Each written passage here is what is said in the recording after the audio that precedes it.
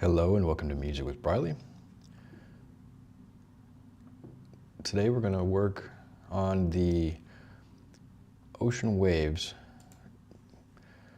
song. We're in the mastering, sort of mixing and mastering segment. But I've been reading and studying a little bit more about isotope neutron, and I would like to go back through this track and look at all the neutron instances and see if I can make any adjustments. So we're going to do that. We're going to take a step back where I've disabled my mastering plugin here.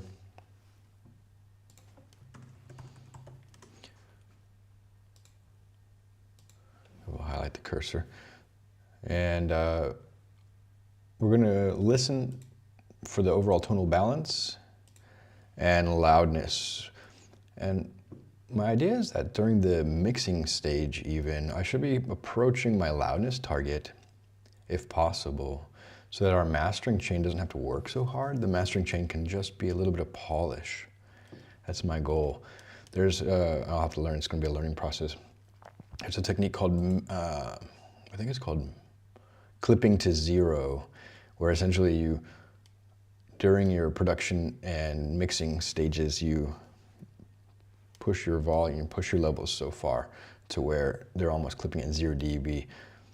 We're using a meter here in Bitwig. It's called K minus 20, I think. Let me double check this real quick. So I'm not going to be necessarily, yeah, K minus 20 instead of peak RMS. Let's see the difference here. So peak RMS is this kind of common convention where you have your 0 dB. So this is your full scale that your digital to analog converter can handle before it starts distorting. And usually you would mix to around something with some headroom, or your initial production would have some headroom for the mixing and mastering stages to then bring up the volume. And this clip to zero is based on this kind of visualization here, more conventionally, where everything's like minus 12. You can see here, but we'll switch that back to settings. Somehow I just like this K minus 20 because I'm just like really riding it to zero, which is minus 20 apparently. So the minus 12, I guess it is a bit confusing. Minus 12 dB. Yeah, it does layer a bit of abstraction there. Anyway, so on both of my melody chains, we've got some pre-EQ where I was really trying to shape it, but then I started also getting into a mixing mindset in the EQ. Shape it and filter some of the grid melodies here. And I actually have 2 EQs, that's a bit of a problem, and then another EQ in neutron, so I think I got a little bit confused here. This one is like trying to get some of the harshness out there, some overtone, some really harsh frequencies that I was really trying to tame, where this is just overall like the loudness curve. So I think this should come in the other order. And even I can take this one away because neutron should be responsible for that. So this one is this. I can't remember the difference in the terminology, but one is for like sculpting the sound, and the other one's for like kind of shaping the mix.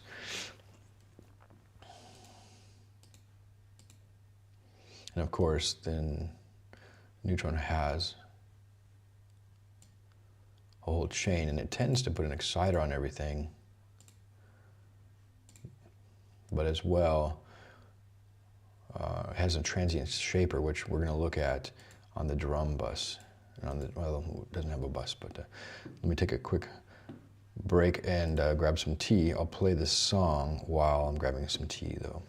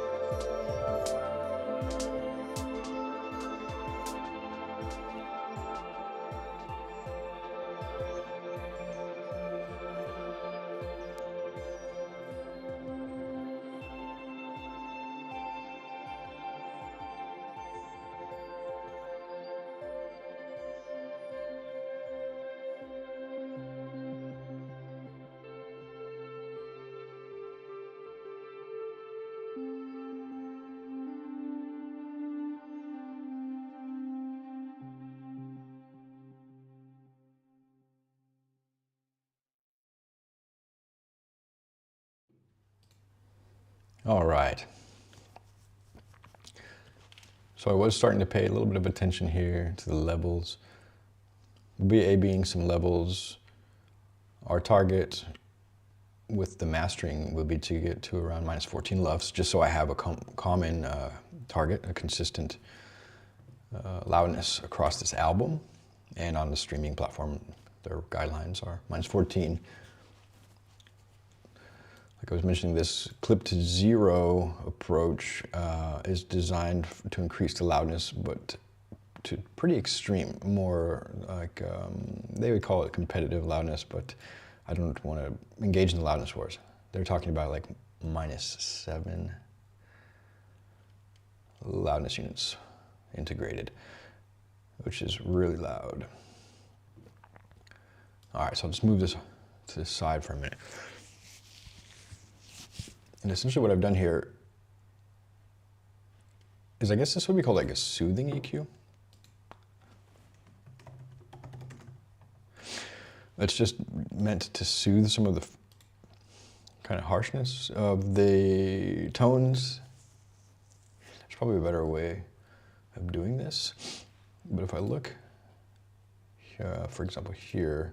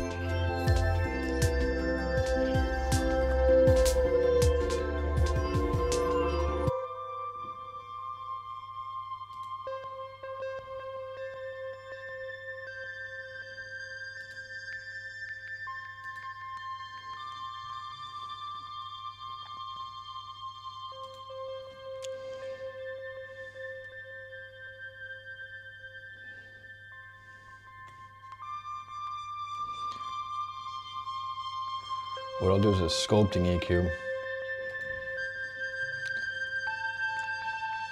You can hear how harsh it is. And this might be something I can just essentially round off. So first,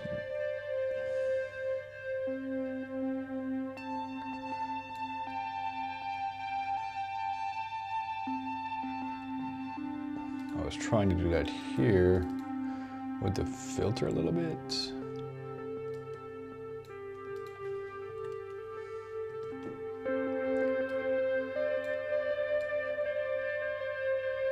Where we come up to the higher pitches, the higher octaves.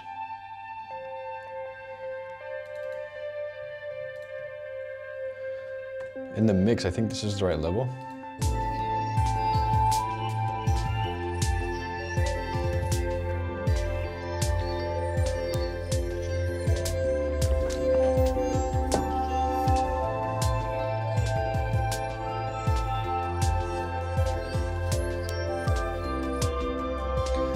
Actually a reverb bus, so I don't need that reverb as well. But here's where we really start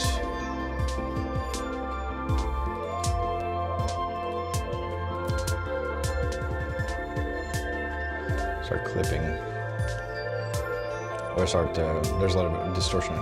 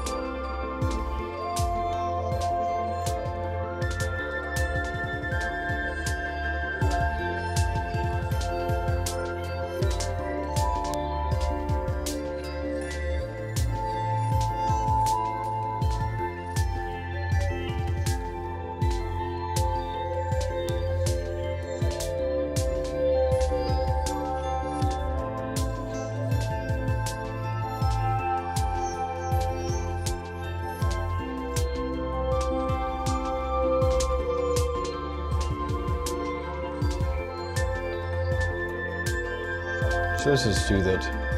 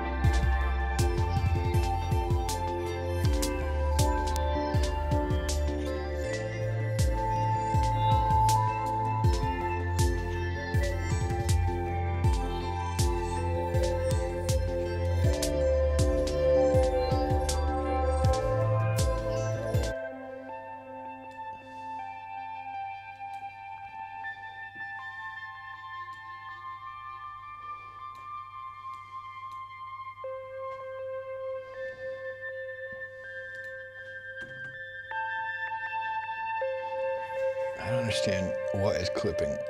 And if it's this other edge of the city, so I'll just have to take it out.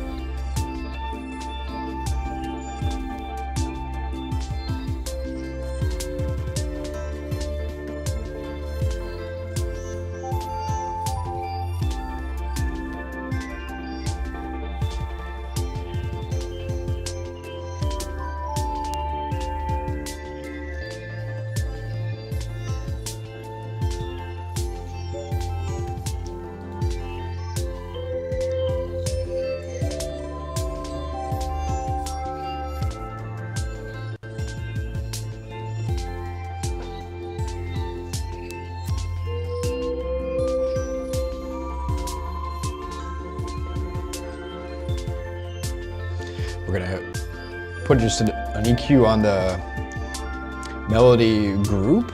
And that way for each instrument I can spot check and unmask. So then I can select the plugin, melody equalizer, which is listening. I can see there's a little bit of masking happening there. And so what we've got then is unmask, which takes a little bit of CPU, but it uses side chaining. And actually I don't have any, whoops, wrong button. Side chain, melody master.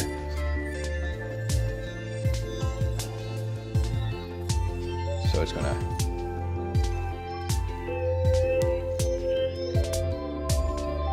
turn down the volume here, where that masking does occur.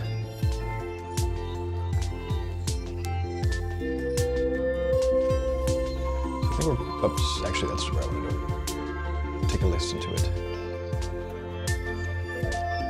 Yeah, we can see here.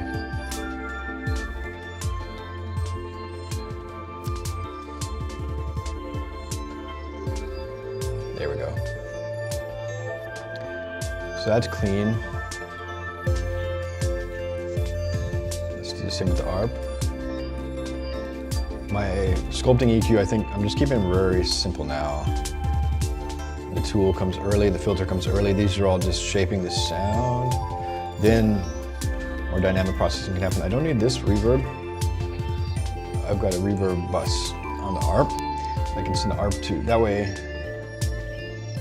if we need a short and long, we've got it there. Ooh, wrong. Ooh. That was the wrong instrument anyway. Minus 40.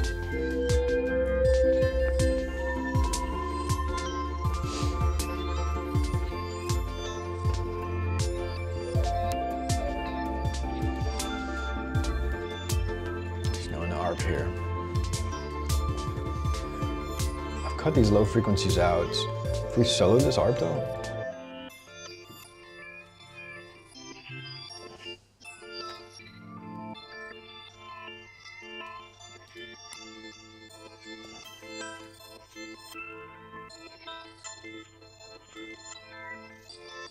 south of 200 Hertz is a bit low for this instrument.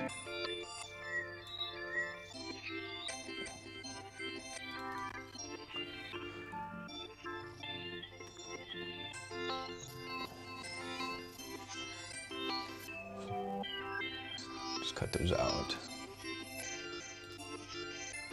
And this is sort of a lead. Sort of shape it up a bit better.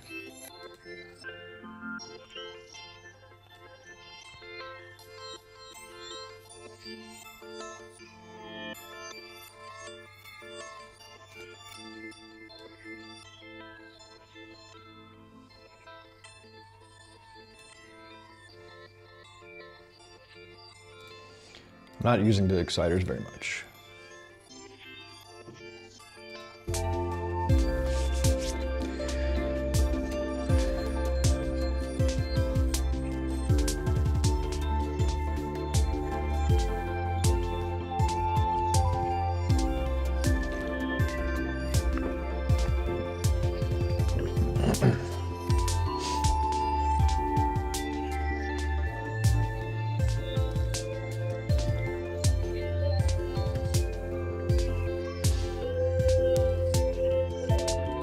I think my bass and kick need a lot of work, and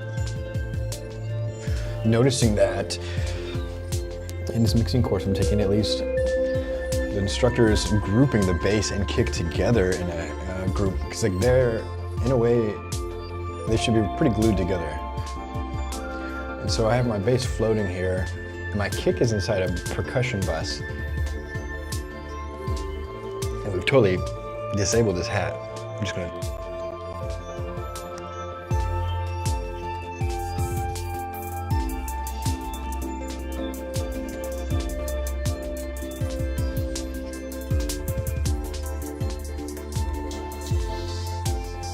seeing if we want to reintroduce that for some high-end energy.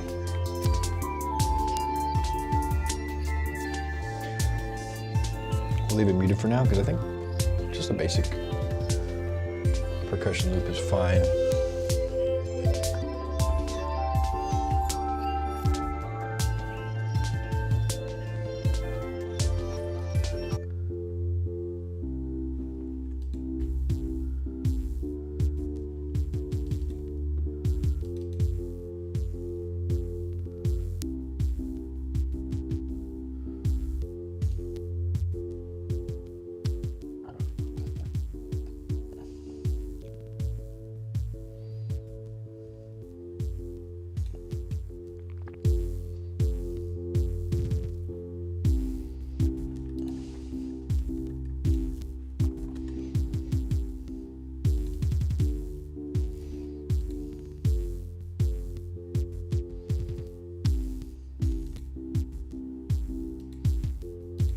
Saturator's not even really doing anything here aside from drive, a little bit of drive.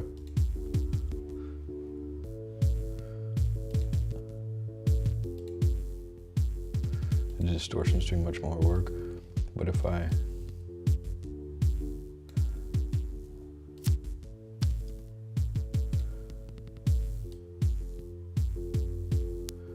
move this up to closer to the elbow,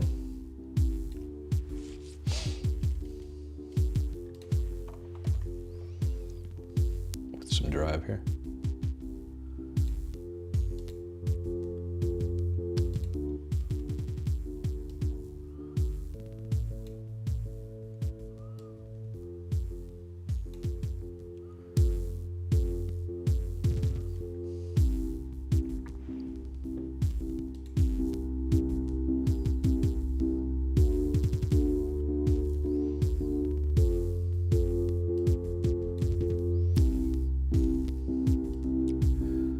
Working parallel on this doesn't need quite so much.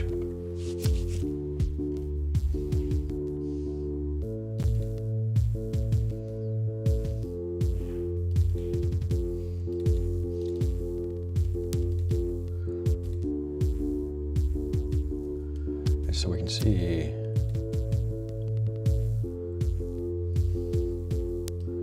Neutron's doing a very similar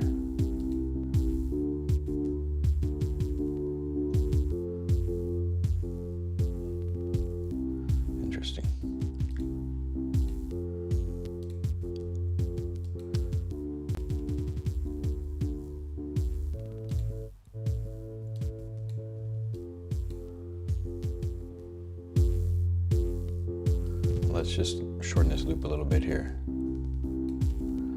where it's at the peak. Take off the exciter, then mask.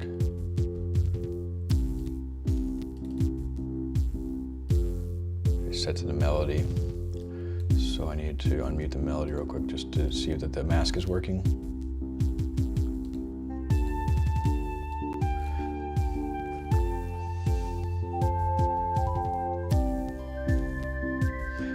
There's not a lot of masking from the bass.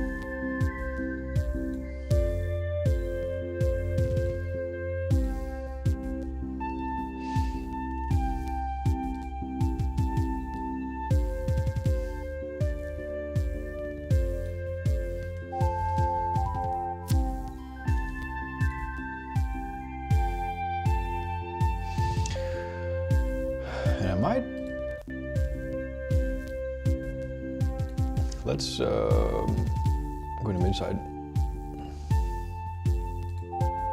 Bring down the sustain. Increase the punchiness here.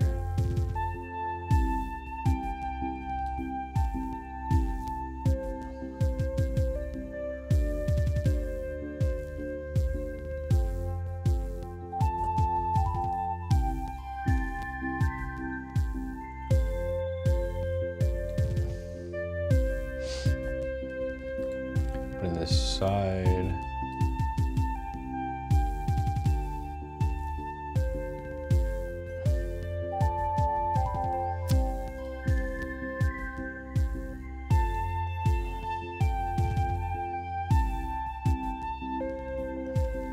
Just trying this, I don't know if this is a good idea or not. Emphasize the sustain. We'll just reset these. I don't think that's a good idea.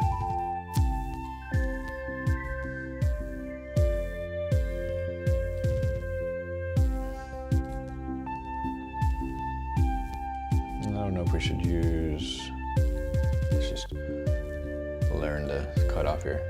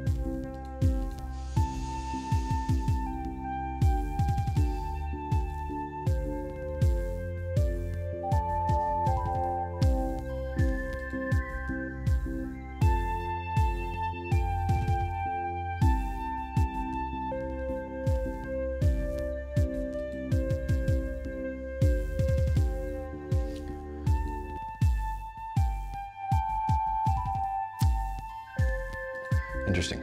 All right, so I'm kind of the opinion I'll move it close to the kick for right now and try to glue them together.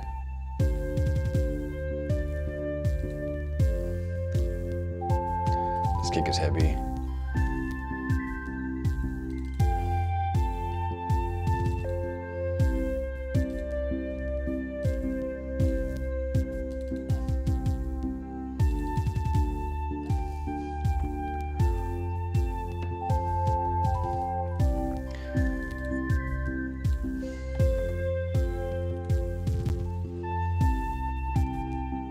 Get an initial mixing bus going on here. Wow. I might not need to mono this thing. It's heavy, and first thing I do is just take off the drive. Puts drive on everything. I'm not so interested in that. Equalizer there. Wow, look at that. Sculpted for the kick.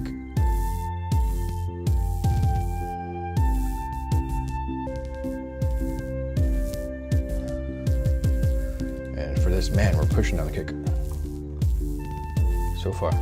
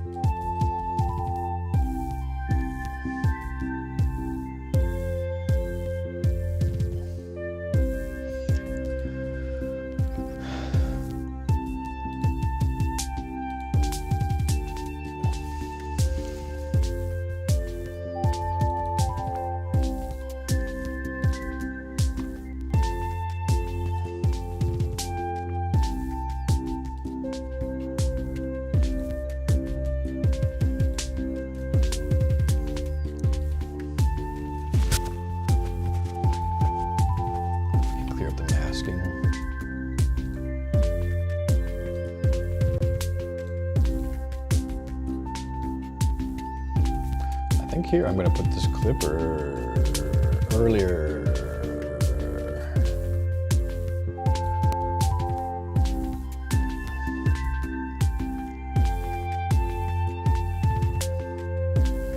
And if I look at the overall drum,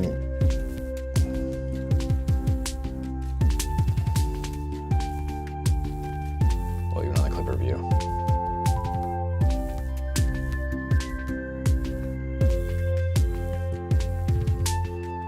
just if I get the kick and snare, the kick is so loud. Dang.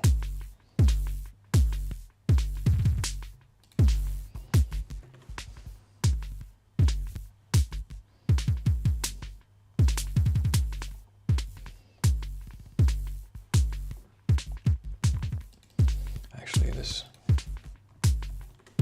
saturator is probably doing most of it. It's already a good kick, I think, without the boom. Less is more. And also this FX motion can be working a little bit more in parallel. I have it, okay.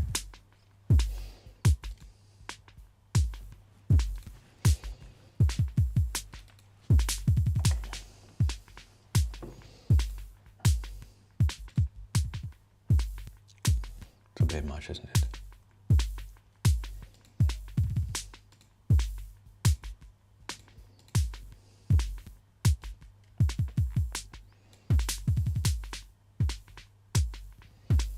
Take some of the headroom back.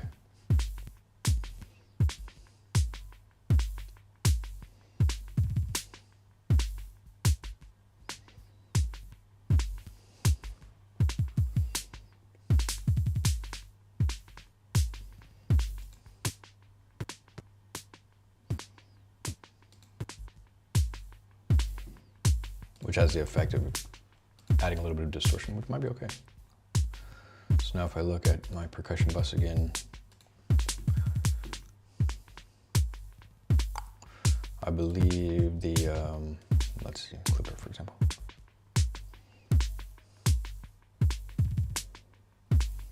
Yeah, the kick and the snare are more balanced. So very little work from the clipper. And overall in the mix, the percussion bus is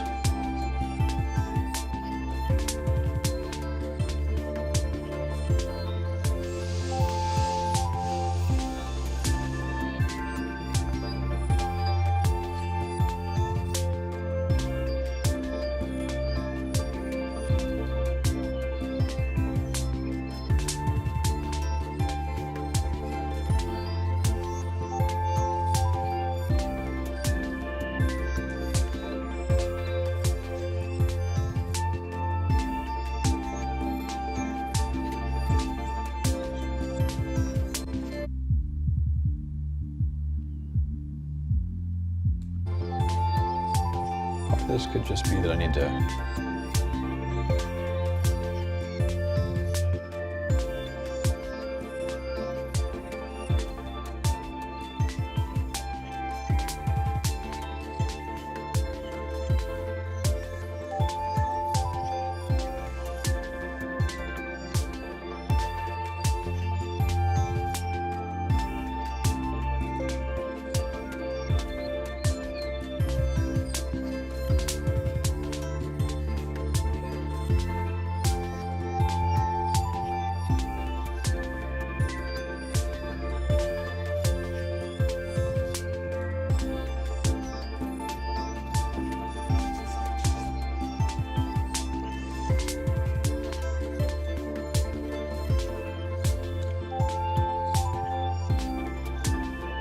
sidechain on Melody Master. This one I'll actually sidechain on the kick.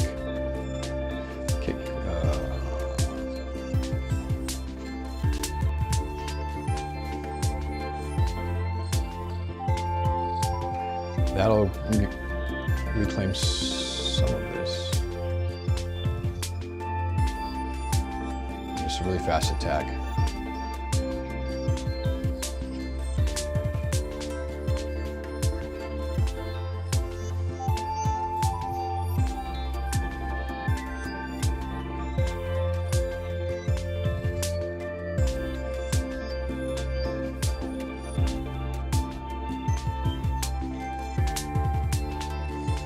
But yeah, a lot of this energy is just coming from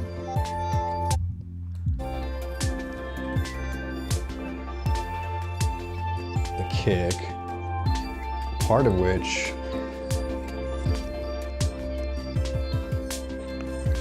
is this EFX motion, which perhaps doesn't need to get to 100%. It can work a little bit in parallel.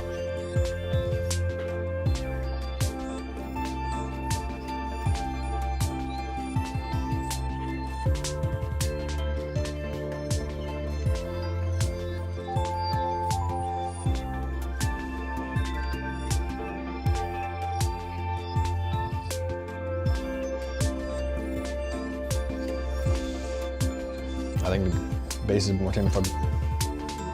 This is all overall pretty good. I think at this juncture, the pad is working a bit hard.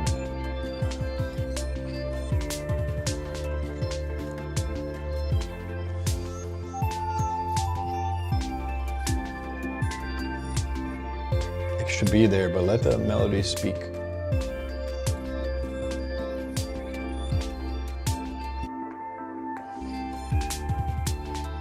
Wow, yeah, it is still fairly balanced bass. The crest factor.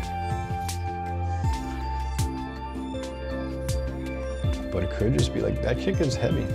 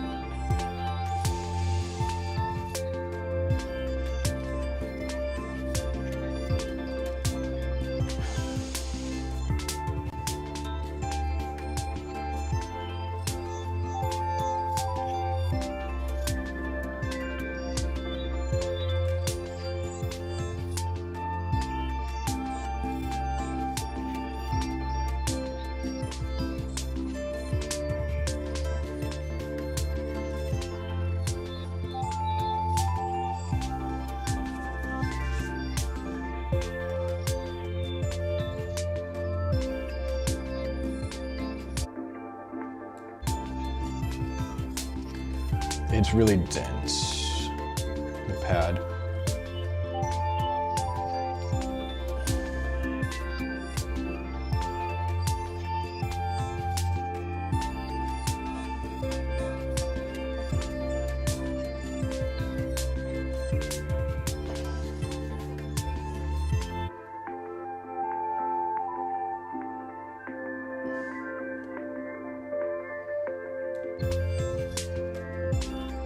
Let me double check the masking here.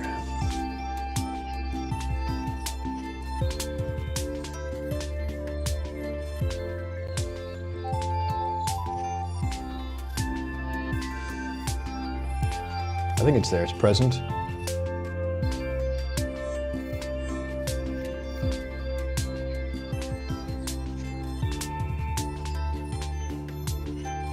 It's pretty good. All right, I believe we're at pretty good balance, pretty good stopping point. I'll take a break and come back with fresh ears, eat lunch, and maybe mix this down, the final mastering session. So it's been another session of Music with Briley. I hope you're doing well. Have a great day.